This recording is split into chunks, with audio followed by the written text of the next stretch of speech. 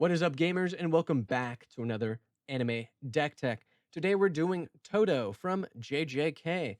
Shout out to my viewers who voted for this one on my community tab. Thanks so much. Anyway, the man himself is Blim, Comedic Genius. 2 black red for a legendary creature imp flying for 3. Whenever Blim deals combat damage to a player, that player gains control of target permanent you control. Then each player loses life and discards cards equal to the number of permanents they control but don't own.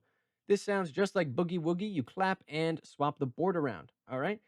Your permanents, my permanents, everybody's permanents getting swapped. All right? And Chad behavior only. That's the only way to play this. All right? You just be this absolute Chad. I'll take that and you can have that. All right? But first, we got to make him unblockable. All right? So we're running Whisper Silk Cloak. 3 mana, equipped creature, can't be blocked, and has Shroud. We're also running Trailblazer's Boots for 2. Equipped creature has non-basic land walk. It's unblockable as long as defending player controls a non-basic land, which in this economy is everyone. Every precon, everybody has non-basic lands, okay? And Prowler's Helm for 2. Equipped creature can't be blocked except by walls. And in this economy, basically nobody runs walls. If you got a wall guy, run something else, okay?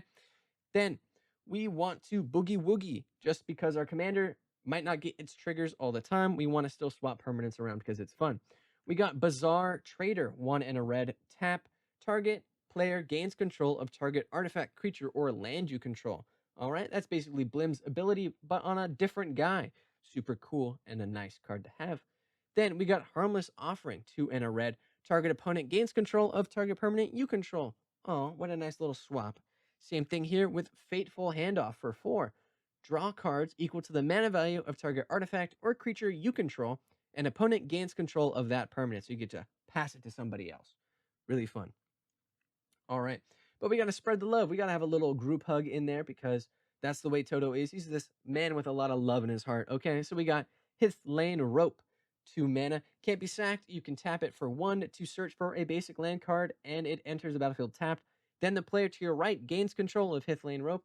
Same thing, but for 2 to draw a card. Player to your right gains control. They can't sack it, which means your opponents are going to have this hanging around for a long time. They might get more lands, but if everybody gets lands, nobody gets lands, kind of thing. Very much a conundrum in that way. We've also got Bucknard's Everfull Purse for 2 mana. You can tap it for 1 to roll a d4 and make treasure tokens equal to the result, and the person to your right gains control of it. That's another trigger, that's another discard. So what if they make a little bit of treasure? They might not even use it. Then we got Crown of Doom for 3. Whenever a creature attacks you or a planeswalker you control, it gets +2/+0 until end of turn. And for 2 mana, target player other than Crown of Doom's owner, that's us, gains control of it. So our opponents are going to pass this around between each other. Whoever's the biggest threat is going to get it, and they're still going to take that damage from Blim. So we love to see it. Now, Commander is a social format, so we're going to take our opponent's cards and pass them to our other opponents because that's fun and very thematic. We got Furnace Reigns, 2 in a red. Gain control of target creature until end of turn, unless we pass it off with Blim. Untap that creature, it gains haste, and whenever it does combat damage to a player, create a treasure token. Very similar, we got Pax Betrayal, 2 in a red. Gain control of a target creature, untap it, gains haste. If we happen to have a wolf or werewolf, scry 2. And again, very similar, Portent of Betrayal, 3 in a red. Gain control of target creature, untap it, gains haste, scry 1. So we can control a bunch of our opponent's cards and pass them to our other opponents with Blim, which I think is just a super fun way to do it. Now, of course, we got some quick swap classics. These are cards that I love to see and love to play in some of my other decks. We got Karn the Betrayer, 3 and a red. It attacks or blocks each combat if able. When you lose control of Karn, draw 2 cards. And if damage would be dealt to Karn, prevent that damage, and an opponent of your choice gains control of it. Okay, so he's going to be fighting for everybody, dying for everybody, drawing people a bunch of cards. People are going to gain control of him, lose control. It's super fun. Very similar, we got Humble Defector, 1 in a red. Tap to draw 2 cards.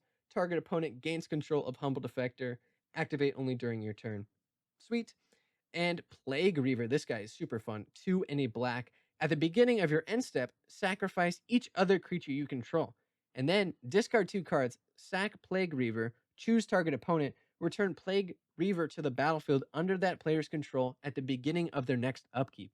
So basically, you're going to make people continuously discard cards in order to make sure that they don't have to sacrifice all their creatures.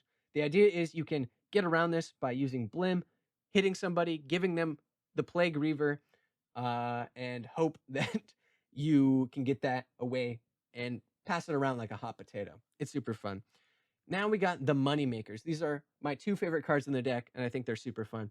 We got Thieves Auction for 7. Set aside all cards in play. Starting with you, each player chooses one of the cards set aside and puts it into play tapped under his or her control. Repeat this process until all those cards have been chosen.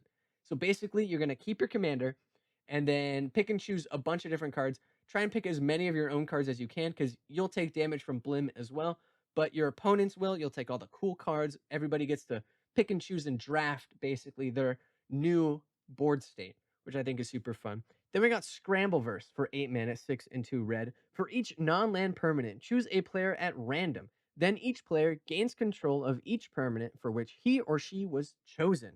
Untap those permanents. Basically, you get to take control at random of a bunch of permanents, so someone else might get your Blim, but that's still fun. That's the gamble of the deck. Okay.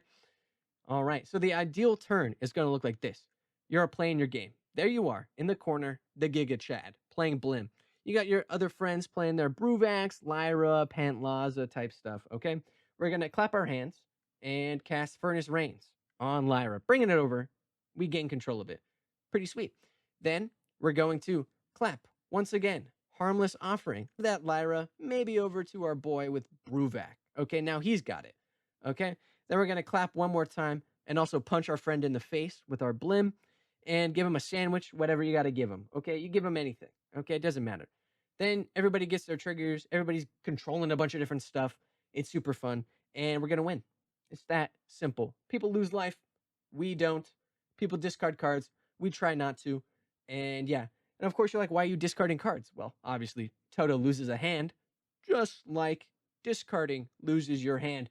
I'm a genius. I'm on another level. Okay?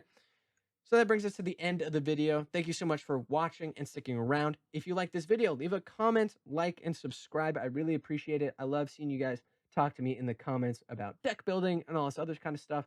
It's super heartwarming, and I really appreciate it. Yeah, have a good one.